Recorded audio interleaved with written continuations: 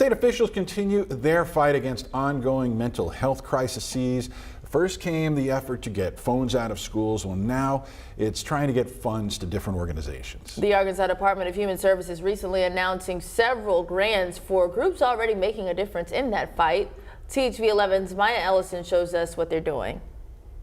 In the United States, at least 1 in 20 adults experience serious mental illness. Here in Arkansas, state officials are working to close the gap and decrease those numbers to ensure everyone is supported. How do we divert people when they're just having like a mental health crisis and they need assistance? Conversations surrounding mental health are becoming more common as countless organizations work to get people the help they need. Now, Arkansas officials are joining those talks and efforts. We wanted to be able to give funding to our providers to use to build the programs and renovate the programs that we desperately need. Last week, Governor Sarah Huckabee Sanders and the Department of Human Services awarded $15 million in grants to a handful of organizations. That money will go toward each group's mental health initiatives. So we're excited to be able to implement some of these programs, like prevention programs for kids. One of those groups is RVAC Lake Point Recovery and Wellness in Russellville.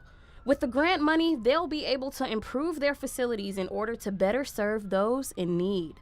We do plan to expand our services by offering a medical detox unit, which will allow individuals who are detoxing from opioids or what have you, alcohol, a safe space. But that's not the only thing DHS is doing to combat the mental health crisis in the natural state. On Monday, Goodwill Industries of Arkansas received a grant to assist in training efforts towards mental health awareness at the academy. The close to $500,000 will go toward expanding its mental health first aid program. Offer this free to people throughout the community here in Arkansas, first responders, to our teachers, to parents. CEO Brian Marsh says the message is so much more than acknowledging the issue.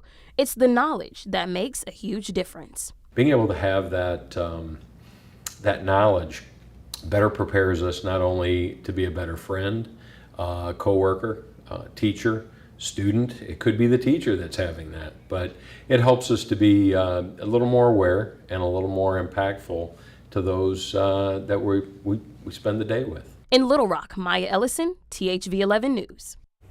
Maya, thank you. And 2 more grants are set to go out the door in the next 2 months. Money that will go toward providing apartments for people with disabilities and financial assistance for inpatient substance abuse treatment.